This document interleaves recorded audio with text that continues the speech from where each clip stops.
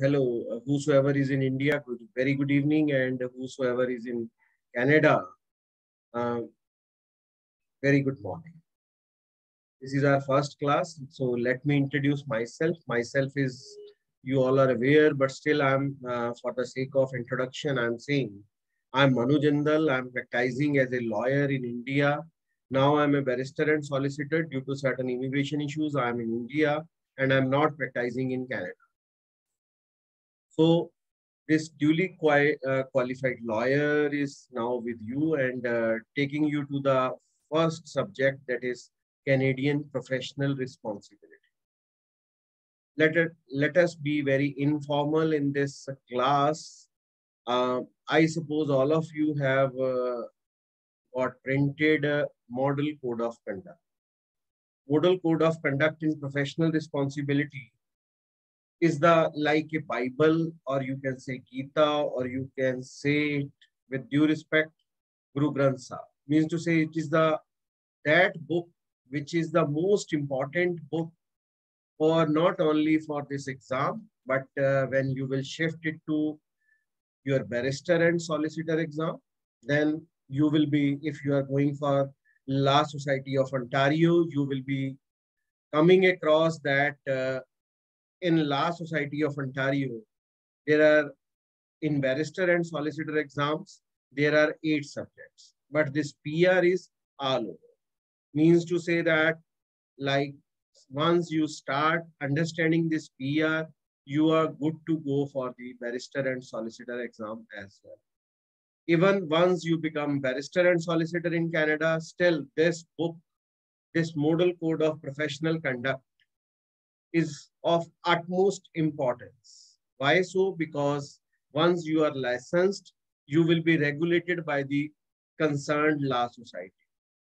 Even then, on day-to-day basis, it comes into play and lets you know that how you should operate your practice if you are in service, your service, what are your rules, responsibilities, duties as a lawyer, and what you should deliver to your client. That is, I suppose, best described by this model code. If you are not keeping abreast with this model code, then let me say you may be in trouble. Why so? Because law societies are very, very particular in Canada about the lawyers, that they should comply with all the model code professional conduct rules. Whatsoever rules are contained in this book, they should be followed in true spirit. You cannot bypass in any manner any of these rules, even minutely or major. Even disciplinary action can be initiated against you, and you will face that once you are into practice, that if you do not comply with the postulates of this model code, then you are going to face the music of law society. So not to go so far, let us start with the professional responsibility, Canadian professional responsibility. I suppose this is the easiest subject. Why so? Because once you are familiar with this class, whatsoever I tell you, whatsoever I instruct you, teach you here in this class, if you listen carefully, you are too good to go for the exam. But why I'm saying so? For the simple reason, because you will feel that in this class, we are going to follow each and every word of the syllabus, but in a different tone and methodology. The methodology which is best suited for your exams. Once you start doing that, you are crystal clear with your concepts, then believe me, examination will be a cakewalk for you. You will feel that whatsoever question may be there, that may be a short answered question, that may be application based question, you won't find any of the difficulties. So let us start with what is this professional responsibility? What is this exam and how we need to attempt the exam? Because at the outset, if I tell you that how to attempt the exam, then I suppose you are good to understand the concepts, and you can very well make yourself equipped with those things which are necessary while reading maybe your notes, maybe any of the books, or maybe the case laws. So first of all, the basic principle in professional responsibility while attempting any of the questions in the exam, the basic thing is the time management. I suppose apart from one candidate who will be attempting the exam in May, all others are attempting afterwards, then the time period will be 3 hours. Now it is 3.5 hours. And once it is 3 hours or 3.5 hours, you need to manage your time. So time management is the most important thing in NCA exam. If you go into the key principles of NCA, you will find that in NCA do expect that lawyers or budding lawyers should or may present their answers in a fixed time frame. So this is the first thing that you must note down, that time management is the key in this exam. Second is, once you read the question, you must know that what is the main concept which the examiner is looking for. What is the main concept? Then you must know that how to present that main concept. Of course, today we will be attempting ethical lawyering. Once we start that, I will keep on telling you that how to attempt ethical lawyering. You need to write few lines in every answer of your professional responsibility. So the foremost point, which I already told you, time management. Second is you need to build up a story. You need to build up a story in order to tell the examiner that you know that how to write the answer of a question. In this, unlike constitution, criminal law, or administrative law, there is no IRAC form. In constitution, criminal, as well as administration, there is IRAC. There is IRAC. IRAC means to say issue, rules, cut, conclusion. Issue, rule, application, and conclusion. That is IRAC. And once that is there, you are to identify issue, then you are to write rule, then you are to write, you are to apply the given facts. Mr. Mann, I suppose you should mute yourself. Okay, I have muted you. Once you are good to go for IRAC for other exams, but do remember in this PR, professional responsibility, there is no IRAC. So you need to build up a story. You need to present your answer as per the given facts before the examiner, that you know that what he is looking for. And of course, after knowing the concept, you need to build up the whole story revolving around the model code. You need to quote wherever required, where it is written in the model code. I will today make you to practice that how to see this model code. You need to be very frequent in flipping the pages of the model code. You need to memorize the model code. You need to know where the content, exact content is. So once you are good to go with the build up of the story, revolve that story around the model code, then of course you need to refer to the precedents. And can anybody answer me, since all of you are lawyer, what is common law? What country, what system is known as a common law system? Any one of you who can volunteer and say? I can tell you, sir. Yes, please. Yes, a common law is a law which is given in the judgments by the honorable courts, whether it is Supreme Court or the High Court. Excellent, excellent. You have given the perfect answer. The countries which follow the system in which the higher court judgments are to be followed by the lower courts, that country is known as a common law. So in Canada, those lawyers are welcomed who belong to the common law. India is a common law country since all of you are belonging to India. So India is a common law country, Canada is a common law country. So they expect that not only the law made by the legislature should be followed, but the law laid down by the Honorable Supreme Court or the Federal Court or the concerned higher courts should be followed. If in India we are to see in that perspective, I am not to make differentiations, but still, when we are talking about common law country, both are the common law countries. In India, Supreme Court law is to be followed by the high courts, high court law is to be followed by the lower courts at district level. In Canada, Supreme Court of Canada judgments needs to be followed, law laid down by the Supreme Court needs to be followed by the whole of the country. Most of the lower courts have to follow the law laid down by the Supreme Court, and then in hierarchy, those needs to be followed by the divisional courts or the federal court or federal courts to the divisional courts. Of course, once you will be done with the NCA, you will be going for barrister and solicitor. There you will be definitely studying the hierarchy of the courts. So we were building up how to write answer in the exam.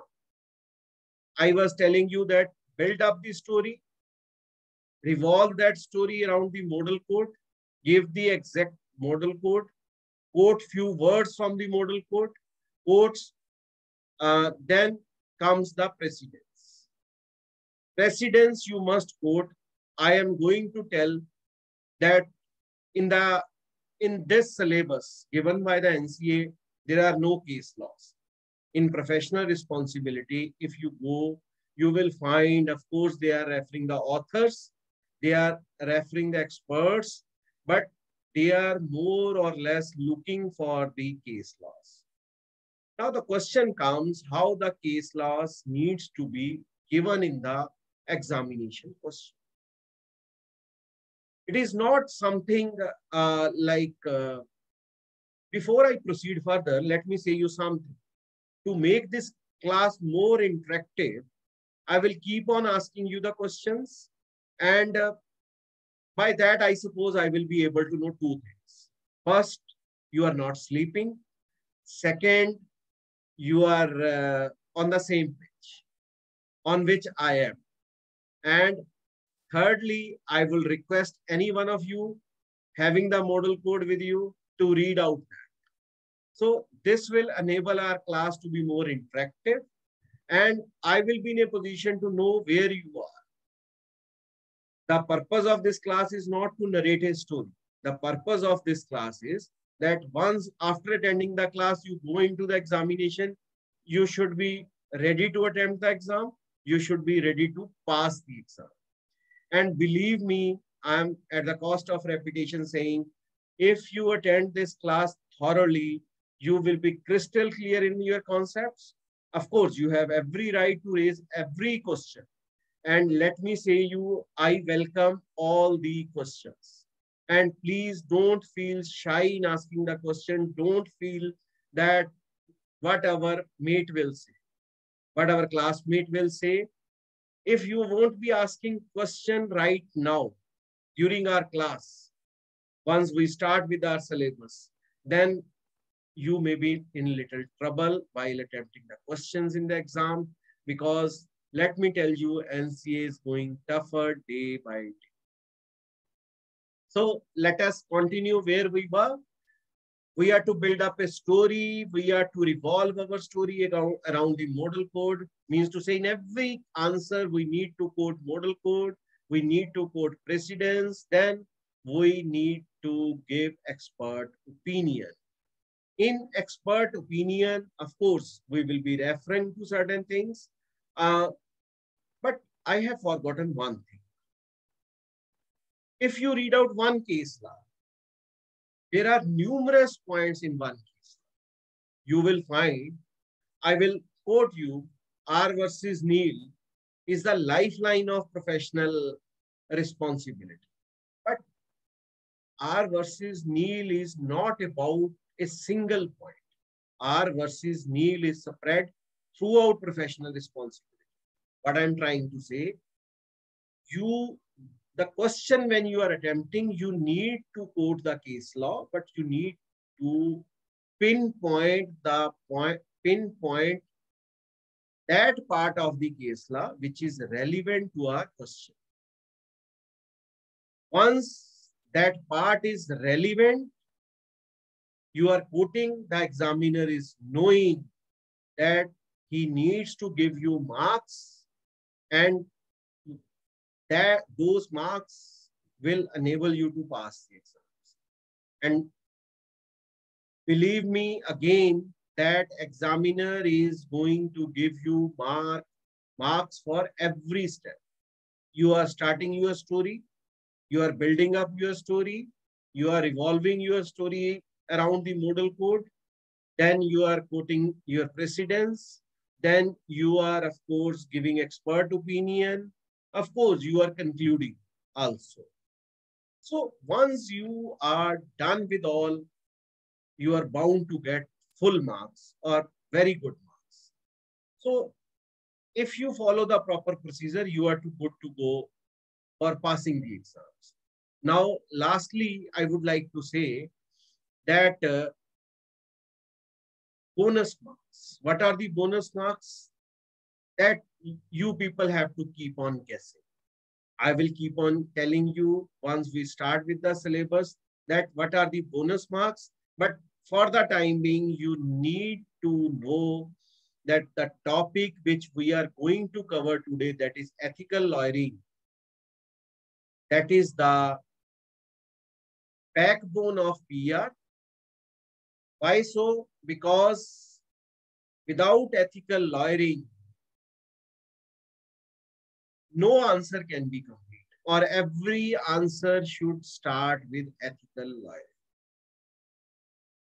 And rest of the things I have always told. You should have a proper argument to quote. And lastly, in my endeavor to tell you that how you should attempt the exam question, you must not tell to the examiner that I know this thing, this thing, this thing, 4, 5, 6, 7. You must correlate all these things. You are building up as I have already told you, you need to build up a story. What is building up of a story?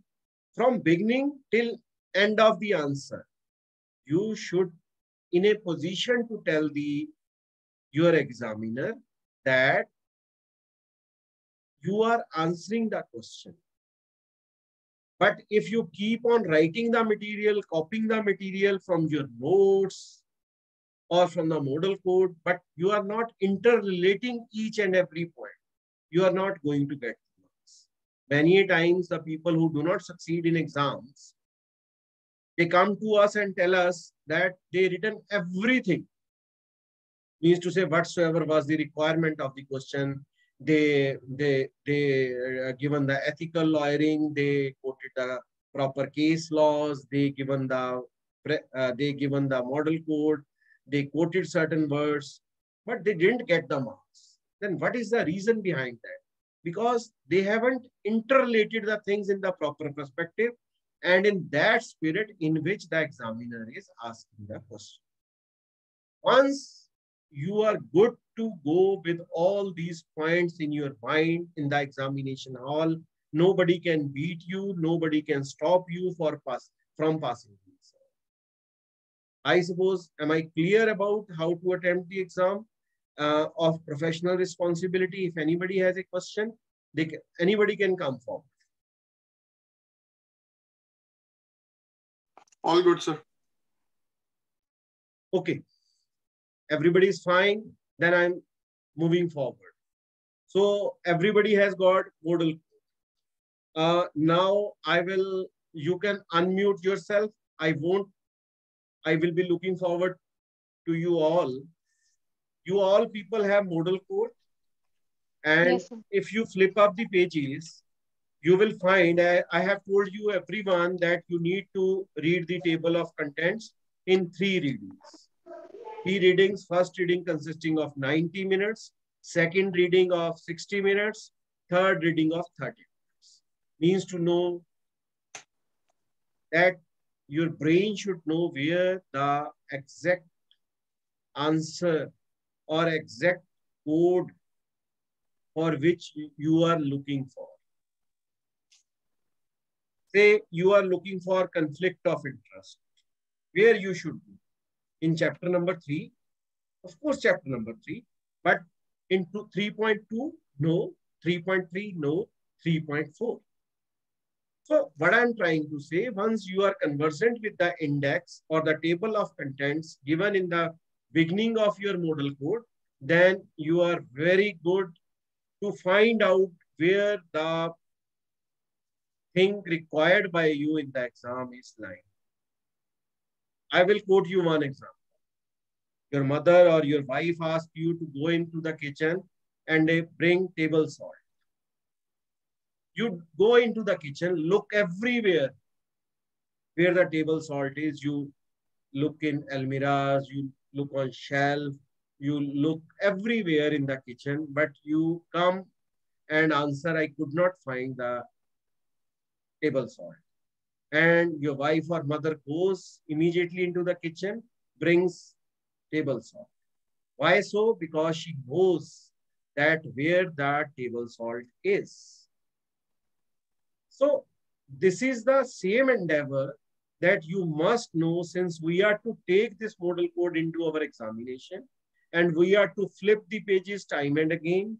We have to flip the pages once we are little confused during the exam. Of course, you must not get confused, but still, once you are confused, this model code is there to help. This model code is there to tell you that how to proceed with the answer. You may be concluding something wrong, but once this model code is with you, you know how to see it, then of course, you are very confident in attempting any question. And reading the table of contents will save a lot of your time. Otherwise, you will be going into the kitchen looking for table salt. You may able to find the table salt, but it will take much of the time. And I have already told you, this NCA exam is time management. Once you are wasting your time, seconds or minutes in looking for the proper things, you are about to be lost. And I never want that anybody of you should lose in your exam. It is really hard to regain yourself during the exam because there are many pressures working simultaneously upon. So we were discussing model code. Once you are good to go with the table of contents, now if anybody of you might not have read, I will in a random manner ask you to read. I will name the person and then ask you to read a particular paragraph. I will, before asking you to read, let us go to 2.1 integrity. 2.1 integrity. This is 2 denotes the chapter number. 2 is chapter. What is the 2 number chapter is? Standards of legal profession. 2.1 is integrity. Now, if we say 2.1.1, it means the first paragraph written over here. A lawyer has a duty to carry on the practice of law and discharge all responsibilities to clients, tribunals, the public, and other members of the profession honorably and with integrity. So we are to constrain ourselves to 2.1.1. If I say you say in the exam 2.1, integrity. You say 2.1.1 means to say this paragraph. If I say you commentary number 4, These commentaries are again very important. If I say you commentary number 4. Generally, however, the society will not be concerned with the purely private or extra professional activities of a lawyer that do not bring into the question the lawyer's professionality. So you may be able to understand by now that we need to know how to quote model code. 2.1 integrity, 2.1.1 first paragraph, commentary number 4. You need to write COOM, COMM, full stop, in brackets 4. The examiner will automatically come to know sorry, that you are referring to this paragraph of the book. And as I have already told you, if you are properly revolving around your question towards a particular paragraph, which is entirely significant to your answer, then you are bound to get the marks. So now let us do this exercise of flipping pages. First day, we are doing this exercise for the exercise purposes. Afterwards, of course, we will be correlating it to our topics. Now, let me say randomly, any first 3 rounds, anybody can pick up the and start reading. I won't stop anybody. 3.2.8.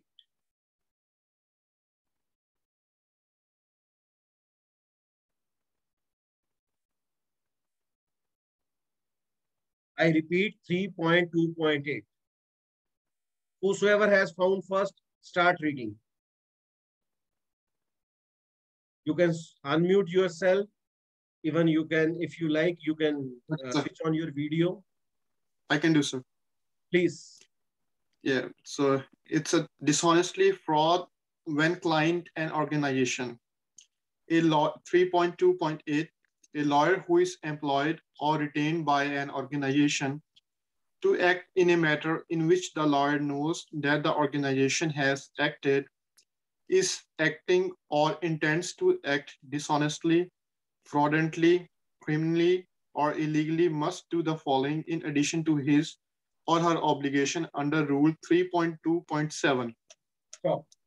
What I'm trying to tell you, if you read out this one particular paragraph, you will find many contents are there. Now, you need to quote that part of this paragraph, which is very relevant to your answer. Now, Stinder, do you have this code with you? Yes, sir. Go to 3.4.32. This is just random reading. 3.4.32.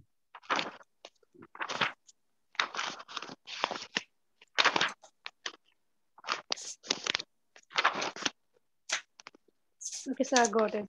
3.4.32. Subject to Rule 3.431, if a corporation, syndicate, or a partnership in which either or both of the lawyer and a lawyer's spouse has a direct or indirect substantial interest, borrows money from a client, the lawyer must disclose to the client that the nature of the conflicting interest, and B, requires that a client obtain independent legal representation. Okay, thank you very much. Now we will go to 5.1.4.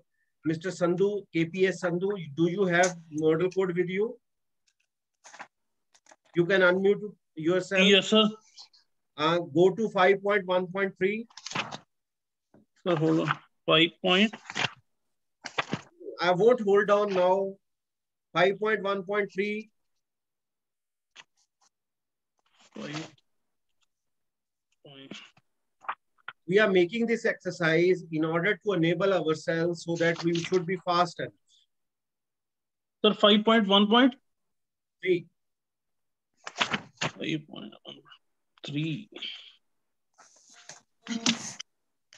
Sir, it's duty of a prosecutor. Okay. 5.1.3, when acting prosecutor, a lawyer must act for the public and the administration of justice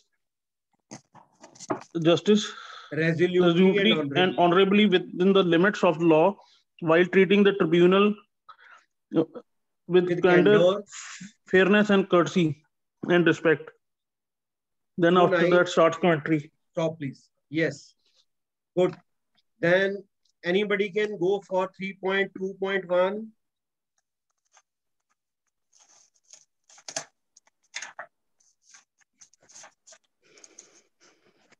3.6.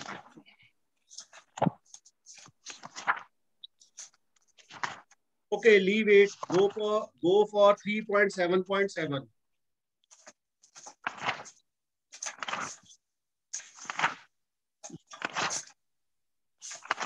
Anybody of you?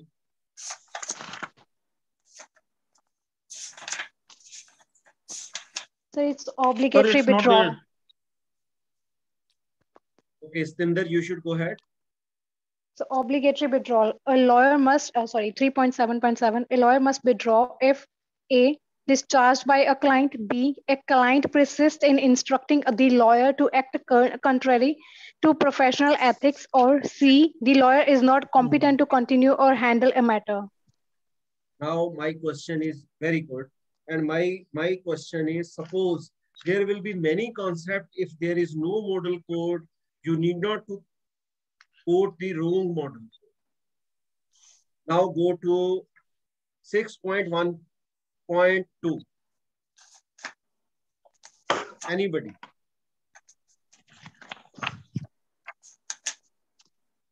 In this rule, a non-lawyer does not include a student at law. Very good. What does this mean, Mr. Sandhu?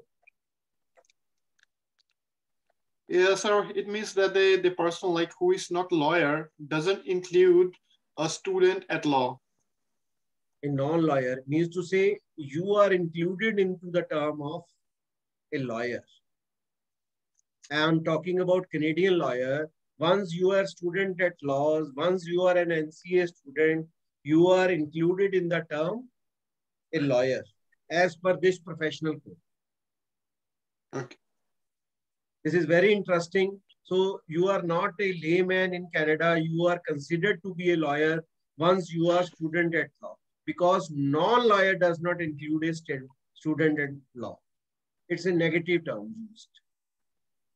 Now, if I say till time we were practicing 3.7.5, 3.7.2 like this is something initial practice. Once we go into this, I may ask you where it is written leave if law firm. Then how you are to find out leaving a law firm? That is 3.7.7a. Then the practice which I have told you to do will come into play. The practice of understanding the contents of the table given in the beginning. This is something we are doing an exercise. Exercise first is we are knowing that we have our notes with us. We know the model code, we can go to that. But say we don't have the model code with us. Then how to find? We need to go to the table of contents. Here it is. Sir, withdrawal with representation. No. 3.7. That's third last in the list, leaving a law firm. Yes, very good, very good. Mr. KPS Sandhu, very good. And leaving a law firm because we were on the same page. Now, I say you go to the conflict. Anybody? 3.4. Okay, very good. If I ask you to go to the doing business with a client. Sorry? Doing business with a client.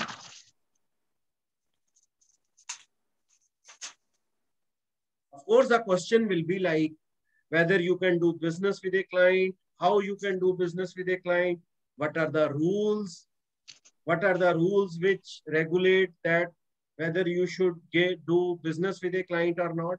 Just a moment, one student is calling me. I will mute myself.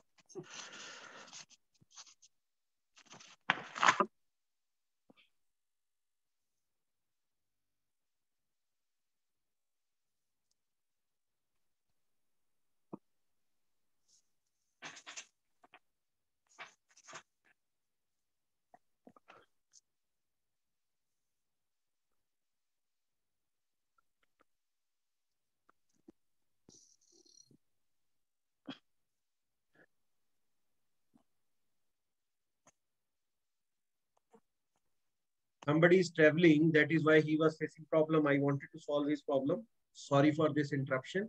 And do you have fine doing business with a client? Yes, sir. Yes. It's 3.4. It's 13 or 14th point, doing a business with a client. Under the heading conflict. It's 3.4-27. Very good. My purpose of telling you, you should make practice of finding out both ways. If you know the model code, you must be able to find which topic it is, where we need to go, what part of that model code we need to refer. If you know the topic, then you should be able to find the model code. Because in the exam, both are equally important. You should have to quote 3.4.27. Only then you are going to get marks. If you are telling to the examiner doing business with the client and you are giving the correct answer, but you are not quoting the model code, then of course you are going to lose some mark. Few marks, 1 mark, 2 marks, every marks is important. So what I'm trying to tell you, this is something to know about the model code. Once you will do little practice, of course, we will be reading the whole concepts. Then if I am to now, I will give little more twist to this. We need to go to 5.5.6 commentary 1. In these days, examiners do ask the question based on this methodology.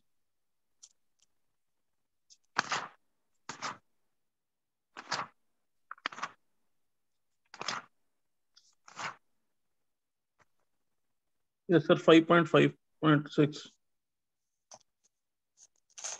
Read out. A lawyer must not have any discussion. Stop. You have read wrongly. I told you 5.5.6 commentary 1. Oh, okay, sir. Sir, commentary 1, the restriction on communication with a juror or a potential juror should also apply to the communication with or investigations of a member of his or her family.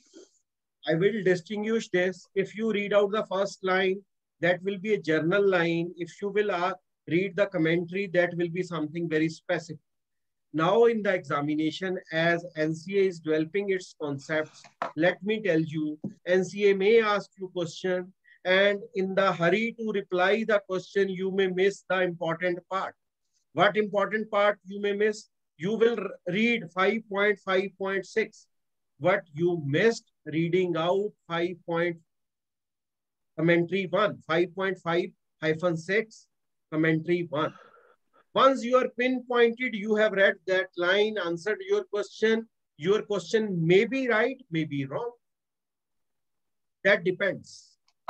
So you should be very specific what the examiner is asking. This is very simple. But in other commentaries where there are 5, 7 explanations and there are 2 rules, 3 rules which are comprised in single topic. Let us go to 3.2.8. Now this is not a time game. 3.2.8 commentary 4.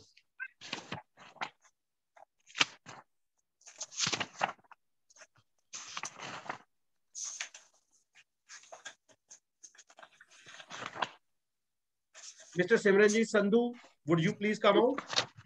Yes, sir. It's 3.2-8. A lawyer who is employed or retained by an organization. Sorry, you missed. I told commentary 4. Okay.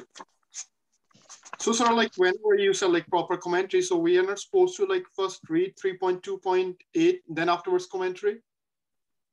Of course, that is there. But you need to hear we are practicing something else. Okay. We are pinpointing that what is the difference between different commentaries. When I started, I told you that if we read 3 commentaries to the same point, we will have a different set of answers and questions. That is my point of submission. Like if you go for, I understand what you are saying, you are absolutely right. But if question is of 2 marks, 3.2.8, commentary number 4, my advice to you will be, you are already knowing everything by the time you enter into the examination hall. But there you need to pinpoint. Okay. But if you go to commentary number 5, it is talking about something else. If you go to commentary number 3, it is talking about something else. If you go to commentary number 4, it is talking about something else. Sir, so one thing more. Please. Sir, for example, we are attempting any question. We need to refer every time for the commentary thing, or it's not like that, just we go with the provision or the basic law with that? No. In PR, you have to be very specific. Okay, sir. Because whenever you will write, I have dishonestly fraud when client and organization, you will come to know once you read out the questions that there will be a specific question with respect to dealing with an organization or fraud committed by an organization. Whether it is with respect to the ladder approach, and if it is with respect to the ladder approach, what part of the ladder the examiner is asking for. Okay, sir. This is the twist which the examiner is going to give. Why I am making all of you familiar in the very first day, so that once we start reading, you should be cautious enough to go for the proper things. And believe me, in first class, if you will start following the proper procedures, you will be very good to go for the exam, and you will not lose your marks because of like getting confused or in under stress. Because whenever you find that the paper is little bit of difficult, then you will be in trouble. Then these techniques are going to play very, very, very important role in saving you, in making you to understand that you must focus on the point which the examiner is looking for. Once you are deviated from the point which the examiner is looking for, then of course you will be in trouble. So any other question about the model code? All good, sir. Okay. Now let us shift our, this model code we should always carry. Whenever you start your PR class, Sindar, are you there or sleeping? Sir, I'm there. Okay, very good. Good to know. So what I'm trying to know is that we should always have this model code whenever we start reading PR. Of course, you people have got good notes. Once you have got good notes of mine, those will be good. But you should be in a position to know that how to go for the exams with your own preparations. Notes it's a Bible for, sir, it's a Bible for like lawyers. Yes, I have already told you in the very beginning that this is something basic book. You can consider it with due respect. You can consider it like anything. Bible, Quran, Gita, Guru Granth Sahib, anything with due respect. Now let us start with this our syllabus. You may note down that we will be dividing the whole concept of our professional responsibility into 8 parts. And once you are knowing those names of chapters, 8 chapters, you will have a brief introduction of the whole PR. First, I have noted it down. You need not to jot down anything because everything is written in the notes. First is ethical lawyering. As I have already told you, this ethical lawyering is the basic, the backbone of PR. What is professional responsibility? Professional responsibility is the relationship of the lawyer with the client, or with the law society, or with the public in general, or with the opposite counsel, or with the opposite party. So we are to be guided by the ethics. That is known as ethical lawyering. Second is, topic is law society. What is law society? Why law society is there? What is the role of the law society in a lawyer's life? What is the role of the law society for the people in general? What is the role of the law society for the masses? What is the role of the law society for itself? How the law society needs to be run? So, in totality, in the second chapter, we will be knowing about law society. In third chapter, we will be knowing about lawyer-client relationship. Once you have topic before you, here we have discussed enough about the exams. Now we won't be discussing about the exam. We won't be discussing how to attempt the exam. We will be concentrating entirely ourselves on the topics. I am giving you brief introduction, very brief introduction. Ethical lawyering, law society. Third is lawyer-client relationship. There are different aspects. Suppose I ask you, what is an apple? You will have a picture of an apple before you. You may have a taste of an apple in your taste buds. You may have any bitter experience happen to you with an apple. You may come across anything with respect to an apple.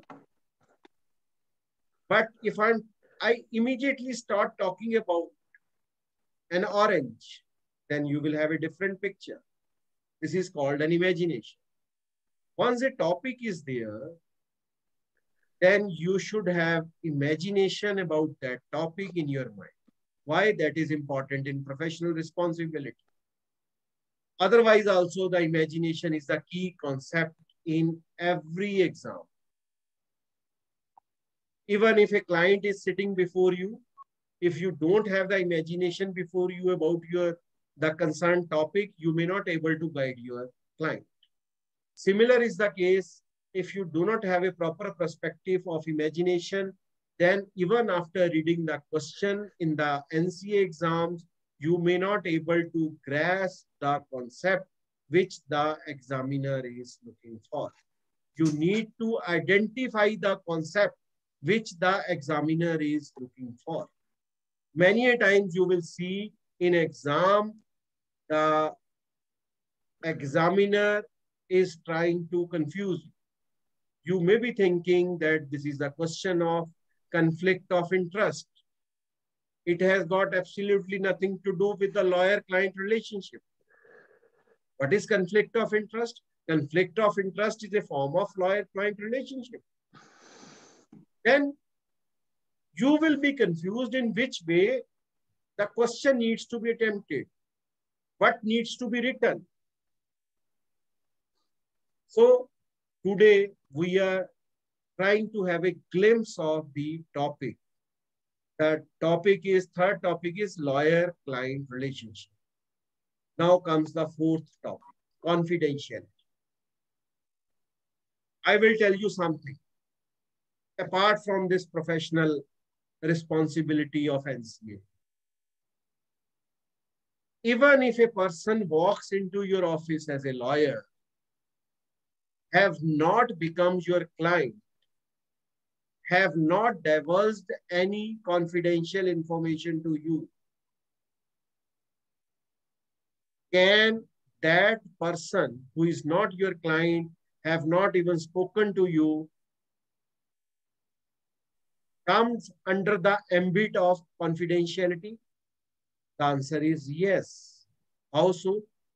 In our barrister and solicitor exam, there was a proper question that a person walks into your office, receives a phone call, walks out of your chamber, out of your office, but accidentally he drops some papers in your office. Even if he is not your client, the duty of confidentiality starts, because you may have a glimpse of the papers which that person has accidentally dropped into your office. Even then, you have a duty of confidentiality. You cannot, on the basis of that information, you cannot accept a case against that client. So, confidentiality is the most important topic. Confidentiality and conflict of interest. These are the most important topics, not only of professional responsibility, but for barrister and solicitor exams, but for you, also for your relationship with the law society. Law society will always try to audit the lawyers in Canada on these two aspects all the more. Whether you have compromised with the confidentiality of your client at any point of time in any manner or not. Next topic, as I have already told you, fifth topic is conflict of interest. What is conflict of interest? Everybody knows. If my interest comes across your interest, that is conflict. We are to split this term. Interest, conflict. Now, conflict can be between many things. Conflict can be your previous client, existing client, future client. Conflict can be with those clients, the law firm which you have already left. So there will be many forms of conflict. Some of those we will be reading in professional responsibility. Then lawyer as an advocate. In India, the term is an advocate. In Canada, the term is barrister and solicitor. Here we will be reading lawyer as an advocate. Then you will be coming to know how we will be dealing with lawyer as an advocate. Then we will be dealing with Crown Counsel. Who is a Crown Counsel? Prosecutor. Simple terms, prosecutor. The lawyer who represents the Crown is a Crown Counsel. Seems very simple.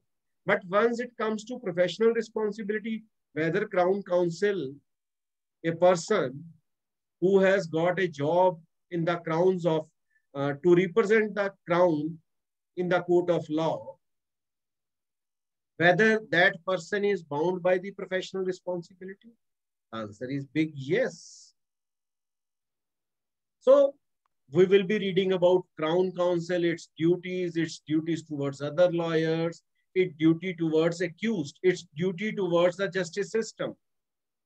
Simple question which comes to my mind is, if a prosecutor knows that the accused has not committed the offense, whether it is his duty to tell to the court or not. What do you say, Miss Satinder? If a prosecutor comes to know that the accused has not committed the offense during case preparation, whether it is his duty to tell to the court or not? Sir, it is his duty. Why so? His duty is, I suppose, his duty is to prosecute him only. So I think it's his duty to protect the public interest. Yes. The prosecutor, you are very much right. The prosecutor is not that person who is to get the punishment for the person who is accused of a crime. The prosecutor is that person who is to defend the ends of justice. His duty is that justice should be done. Done. So he has a duty towards the accused. We will, of course, be reading. Then we have 7th part of it, 7th chapter, access to justice. Of course, this topic seems to be vague, but this topic is also interesting. Why so? Because in these days, the government is trying to lessen the burdens of the court. Government is going for alternative dispute resolution methods, mediations, CFL. CFL is a new concept in Canada, and in the family law matters. So and so on. So what I'm trying to tell you, by reading all these 8 topics, what we will be reading the Canadian professional responsibility. Any questions before we proceed further with our first topic, ethical lawyering? All good, sir. Am I just speaking or it is going to your heart? Yes, sir. We are understanding. What's about you, Mr. KPS Sandhu? Sir, we are getting it. Sindar? Sorry, I'm getting it soon. And Mr. Maan, I suppose you are driving, but still I will unmute you for your convenience. And are you getting it? Yes, sir. Thank you very much, Mr. Maan. Keep on driving, please. Keep on driving. I know you are going from somewhere to somewhere. So that is why I do not want to, I am just taking the names with all of your due permission, but I'm not disclosing anybody's confidential information to anybody. But you all people are free to divulge your confidential information. I have no objection. As far as first topic, ethical lawyering. By the time we end up the whole PR, you will feel that PR is very, very, very easy. I must tell you, 2 subjects are very easy. One is PR, another is administrative law. People are afraid of administrative law. Let me tell you, I was telling today to Stindar that administrative law is only 10%. 90% is rubbish material in that. Similar is the case with ethical lawyering. Similar is the case with the PR. In this, there is nothing rubbish. Everything is important. In administrative law, if I am to say 90% matter is of no use for the examination purpose or for practical purposes. But in PR, 100% matter is of utmost importance. Question can be from anywhere. But if you know how to use this model code, how to present the answer in your exam, you are, even if you haven't read any line in this code, you are good to write the answer in the examination sheet. Maybe by typing, maybe by pen. So now, ethical lawyering. This is the first topic which we are trying to build up today. In next class, what we will be doing, we will be completing 2 chapters. In this first class, my endeavor was to give you an overview of professional responsibility. Because when we were studying, or we were studying in India, or we were studying in Canadian laws, by the end of the class, the teacher was giving us this synopsis, which I have given you in first class. Once you know how to go for this subject, you will feel very confident while reading each concept. Our methodology would be like this now onwards. We will be concentrating upon the concepts first. Once we are done with the concepts, then what we will be doing, we will be going for the examination preparation. We will be going to solve the questions. But if you do not know the concept, you cannot attempt the question. It will be a futile exercise. So in the very first attempt, we are going to understand the concepts. Ethical lawyering, as I already told you, a lawyer should do his utmost for his client. Lawyer is that person, his identification, his existence comes into being only when a client engages him. The moment the client engages him, he owes a duty towards the client. Rather, he should perform to best of his or her ability for his client, keeping intact his integrity, his ethics, that is known as ethical law. Once a lawyer is doing his 100% while keeping the ethics intact, that is known as ethical lawyering. Unethical lawyering is exactly opposite to it. Even if you deviate 1% from your ethics to walk an extra mile for your client, that is an unethical practice. So in this class, we are talking about ethical lawyering. Ethical lawyering not only talks about duties of a lawyer towards its client, but towards the law society, towards the public in general, as I have already told. Even ethics are not only with respect to the clients, our ethics are with respect to our fellow beings as legal brethren. We can call it society of lawyers. So once we have ethics, we will call it as ethical lawyering. So as I have told you in the very beginning of this class, this 1, 2, 3 lines should be written in every answer about ethical lawyering. That is your cup of tea. According to the exam question, how you need to go to write about ethical lawyering in every answer you attempt. I suppose the introduction should be of ethical lawyering. Now,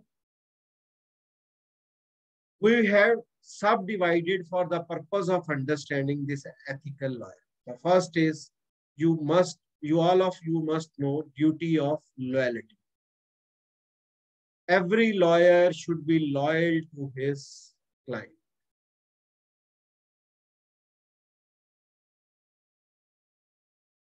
What is loyalty means? That every lawyer should watch the interests of his clients, should protect the interest of his client to the best of its ability above the interest of the other parties. This is the first principle. The second principle is that lawyers should protect the interest of the clients above his own interest. If I have any interest in the matter in question, my duty as a lawyer is I should be able to protect the client's interest above my own interest. That is known as duty of loyalty. So in ethical lawyering, we should simply understand duty of loyalty. Duty of loyalty means that we should be able to protect the interest of the client above any other persons and above our own self. If our own interests come in conflict with our client's interests, then we should protect our client's interest. This is known as duty of loyalty. Am I clear up to this? Yes, sir. Yes, sir. Yes, sir. So once you know, yes, please. Sir, one question I want to ask, that if there is a dispute regarding some property or some matter, like in India, we used to, like, for example, lawyers buy disputed properties. In that case, this would come under the loyalty thing or not? It will come under loyalty, but that will come under unethical loyalty. Okay. We are concentrating upon ethical law. Okay. That is basically unethical law. So sometimes, like here, some lawyers give fake promises kind of thing. That is also under unethical lawyering. I told you, when you deviate even 1% from your ethics, even then we will, throughout our PR, we will be reading how we will be doing unethical if we will be deviating from our principles. Okay. Mr. KPS Sandhu, I would like to say you that, sorry to say that I am also an Indian lawyer practicing here since last 22 years. But that is a basic difference. The accountability of the lawyer towards his client is of paramount importance in Canada. In Canada, if you do a little deviation from your ethics, the clients are there to sue you.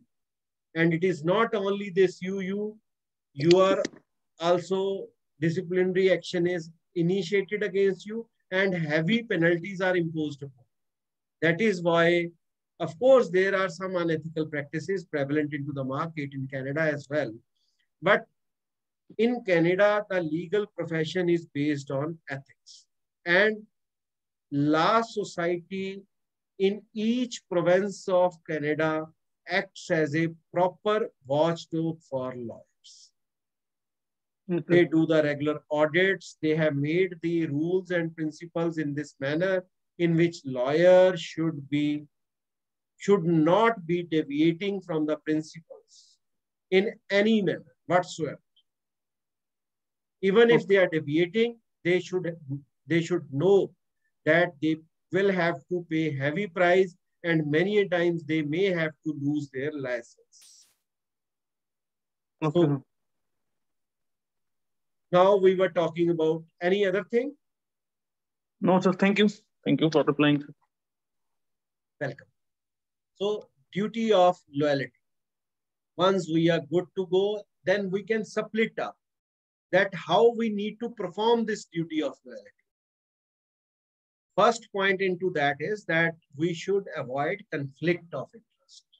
There should not be any conflict of interest. All of you may find out that we are giving a little touch to every topic in this ethical lawyering. The whole of the PR seems to come under this ethical law. That is why I told you, if the question is not only on ethical lawyering or something else, you need to write 2-3 lines. In duty of loyalty, your duty is to avoid conflict of interest. Now the next question will start. Question is that we need to refer here to the model code. 3.4.1 is the duty to avoid conflict of interest. Let us go to 3.4.1. Who would volunteer to read it out? I can say. Please. A lawyer must not act or continue to act for a client where there is a conflict of interest except as permitted under this code. Oh, very good. So now we must understand that a lawyer must not. All of you, while reading Canadian law, must distinguish between must, may, shall, should. What do you understand by must? It is mandatory. It is not the choice of the lawyer. It is mandatory. Whenever a word must is there, it is mandatory. Whenever word is may is there, that's optional. It depends on the situation. Then if word shall is there,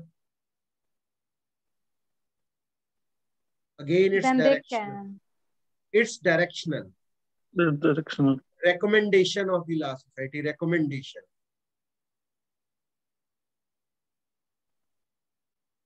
If a word must is there, then in no circumstances a lawyer should attempt to breach that.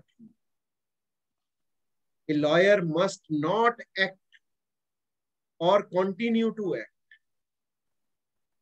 for a client where there is a conflict of interest except as permitted under this. If this code permits, only then a lawyer should act, otherwise lawyer must not act. That is the basic point in this. while attempting a question on ethical lawyering, we should concentrate upon conflict. Conflict up to this. Of course, there is an independent chapter which we are going to read. The case needs to be referred over here is R versus Neil. R versus Neil is a very, very famous case. I have given synopsis in my notes. Here I would portray that case as well. But the point in question is, if you go for R versus Neil, you will find that R versus Neil is quoted throughout PR. R versus Neil is the lifeline of PR. Of course, we will going to read the bright line rule test as well. But R versus Neil, without reading R versus Neil, the study of any of the topic of, most of the topics of professional responsibility cannot be completed. So, Neil was a person who was acting as a paralegal for a firm. He failed to adequately represent one client. And in another case, he was charged with defrauding the Canadian trust in a mortgage case. I am giving you very, very, very brief synopsis. We are going to read this case in a wider perspective. But for ethical lawyering, here we are to see whether a client can represent a client when there is a conflict of interest. The answer to this is lawyer cannot represent one client if there is directly or indirectly adverse to the interest of the client. As I have told you in the duty of loyalty, you have to watch the client's interest above any other person's interest. But it means that you need to represent client above any other person's interest. If his interests are in conflict with any other person, then you need to watch your own client's interest. Once it comes in conflict with your own interest, maybe in an unrelated matter, then even you need to defend the rights of your client. That is your duty. So your duty is to avoid conflict of interest. In this duty of loyalty, you will find that this is the first principle. Second principle in duty of loyalty is duty of conduct. Now, I have given in notes, but you can jot down it. Page is 43.2.2.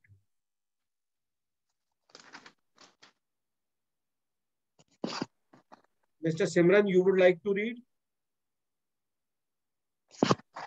Yes, sir. So you said 3.4? 3.2.2. 4. So the voice is cutting. Sorry about that. 3.2.2. Okay. Page number may be wrong. Yes, I have sir. given, I suppose, the wrong page number. It's Yes, 21. sir. 21. 41, 21. Okay, sir. 21. Yeah. So 3.2-2, when advising a client, a lawyer must be honest and candid and must inform the client of all information known to the lawyer that may affect the interests of the client in the matter. So it is the duty of the client and duty of the lawyer to tell the client whatever information he has. He cannot conceal some part of the information and later on use the information for anybody's advantage. So it is when advising a client, lawyer must be honest and candid and must inform client of all the information. A lawyer cannot say that he has concealed some part of the information and told the rest of the information. He should be transparent, open, honest, and frank.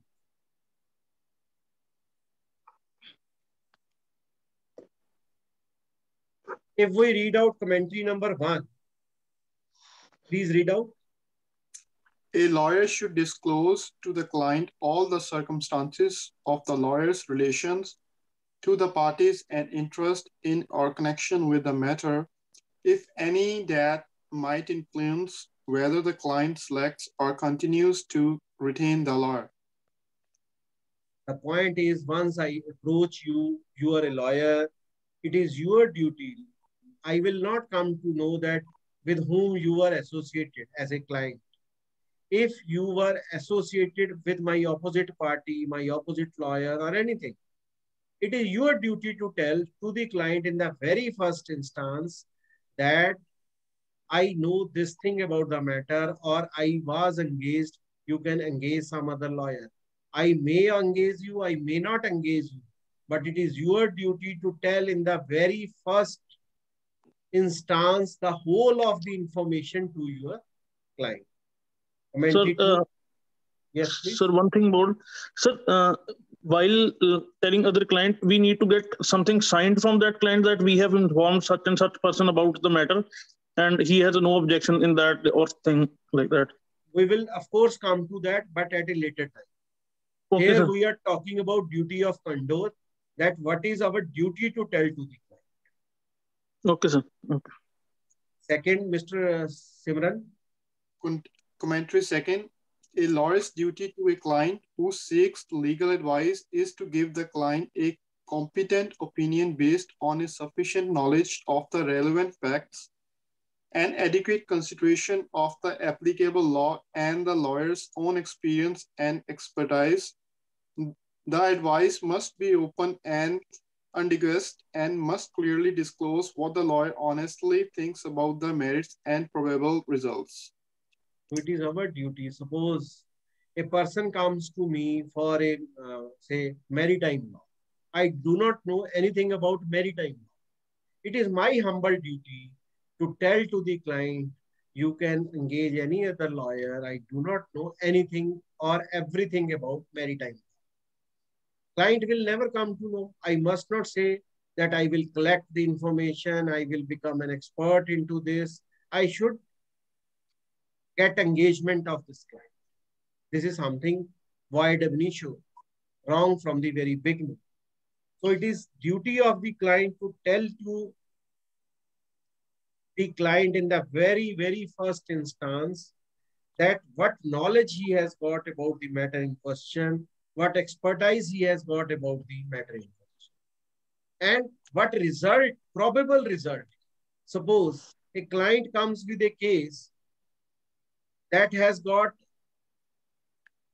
no law to support him. It is our duty to tell him. It is the other option. It is the option of the client if he still wants to continue with the same cause of action. Then we are good to go. Now, Mr. Kepu Sandhu has asked a question. He will again be striking with the same question. Should we take into writing? Everything you should take in writing. Because you can never believe that tomorrow the client may say that this fact has not been disclosed in the very first instance. So at the outset, I would like to say that you must get the pertinent facts in writing accepted by the client so that tomorrow, to safeguard your skin, he may not come with a plea that you haven't informed. Now, let us come to commentary number 3, please. Occasionally, a lawyer must be firm with a client. Firmness without rudeness is not a violation of the rule. In communicating with the client, the lawyer must disagree with the client's perspective or may have concerns about... Sorry, you have read the client, a lawyer must disagree. Lawyer may disagree. Okay. Lawyer may disagree with the client's perspective or may have concerns about the client's position on a matter and may give advice that will not please the client. This may legitimately require firm and animated discussion with the client. So what is this?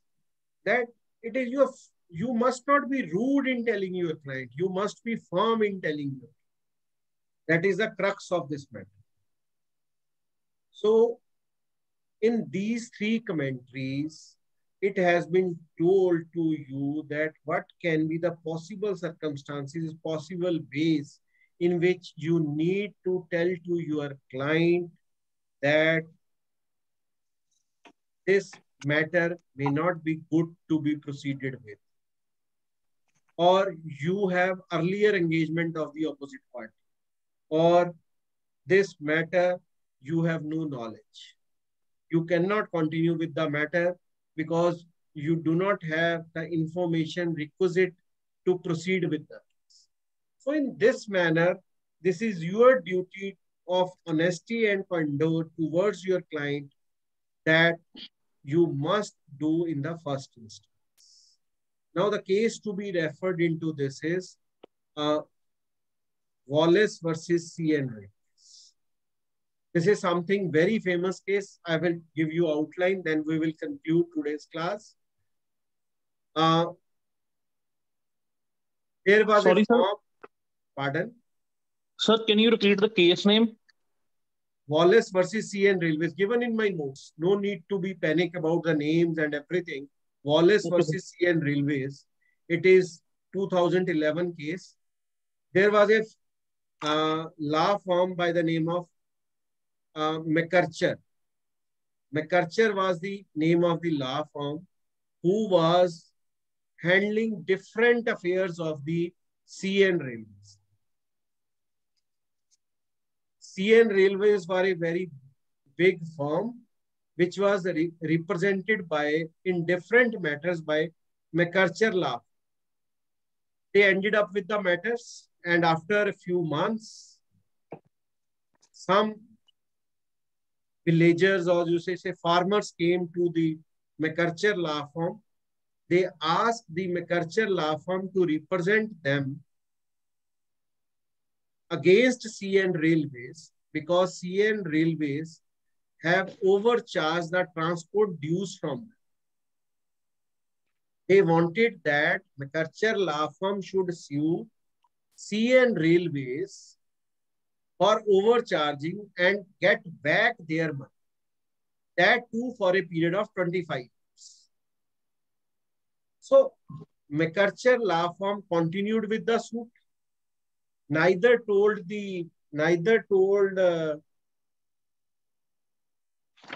farmers nor told CN Railways. Why they never disclosed? They thought that the matters in which they represented CN Railways are entirely different than those they are going to do it for the farmers. And once they were convinced in themselves, they never thought it appropriate to disclose it to CN Railways that they are going to file litigation against them. Once they filed the litigation, CN Railways came with a plea that they have breached the duty of candor. Once they have breached the duty of candor, it means to say they have not fulfilled their commitment which was vested with them when they represented CN Railways in different matters. So the basic thing which comes out is that McArcher law firm dumped the CN Railways and never disclosed this fact that they are going to sue.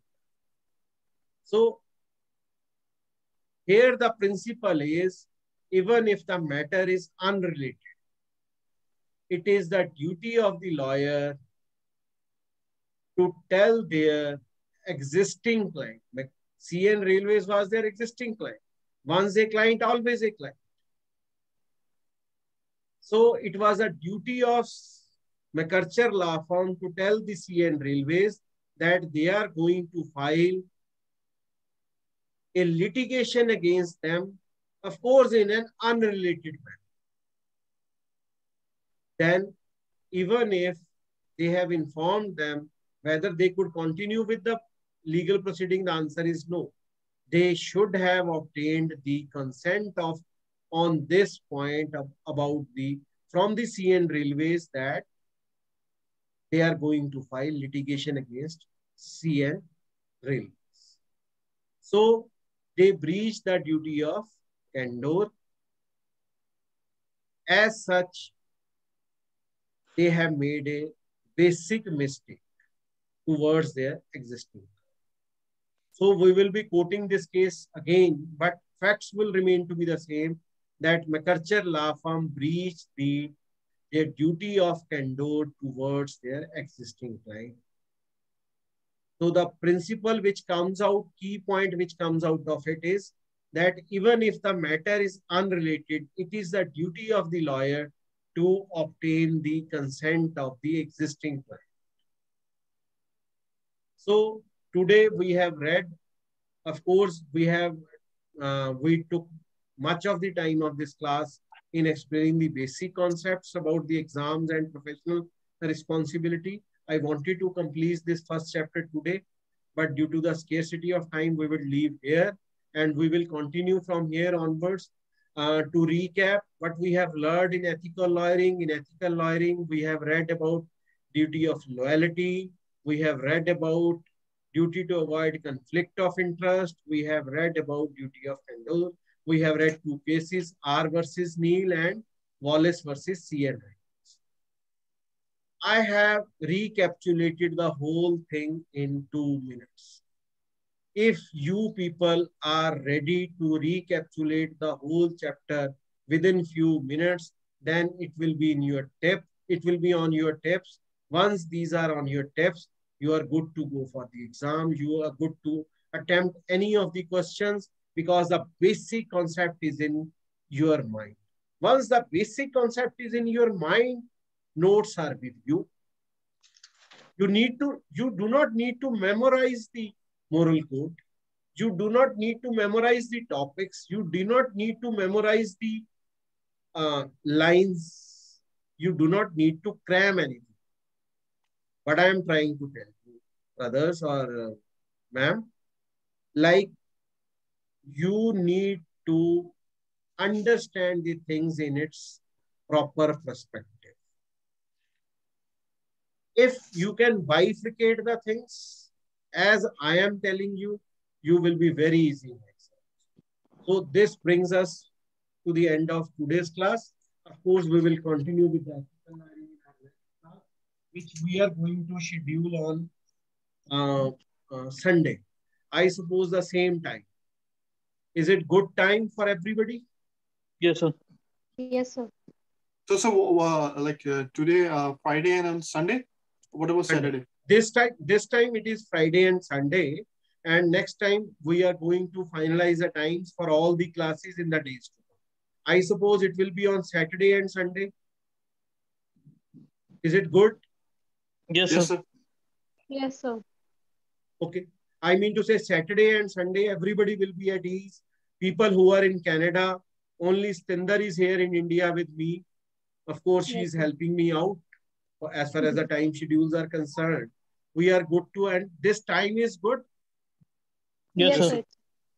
So can it be before 10, like around 9:30, something like that? Half an hour just before. Okay, let it be then by 9. Would it be good, Mr. Simran Sandhu? Yes, sir. 9 means 6:30 Stinder. Yes, sir, no issue. And Mr. Maan? Yes, sir. Yes, sir. I know you are driving, that's why I'm not disturbing. Thank you very much, sir. So it is very good to be with you, and you can give me your feedback. Is it not on this? I do not want any sort of things. Are you comfortable with me? And if you can suggest me something, which we can improve in my next class? So no, it's good. Sindar? So everything is fine. Simran? All good, sir. All good? You feel, Yes, because I suppose your exam, why I am concentrating little more on you, you are the first person who is going to attempt the exam. yes, sir. And believe me, one thing, last thing which I am going to tell you, that if we will increase the size of the class, the things will remain to be the same. Attention will be little less. So I will constrain this class up to maximum of 10. If another persons join, I have promised with you people that I won't make it more than 10 this time, and in next coming subjects we will think upon. But for this, we will be very good to go. I suppose everybody is at ease, and we will be meeting on Sunday, but a different time, 1 hour before, that is at 6:30. And I will post the link in the same fashion. I suppose it is good, and recording is with me. And I suppose if there is any other question before I end up. No, sir. Okay, very nice. You people given me patient hearing, and you people are really nice, followed what I told you, and God bless you all, and we will meet on Saturday. Thank you, sir. Thank you, sir. Thank you, sir. Thank you very much.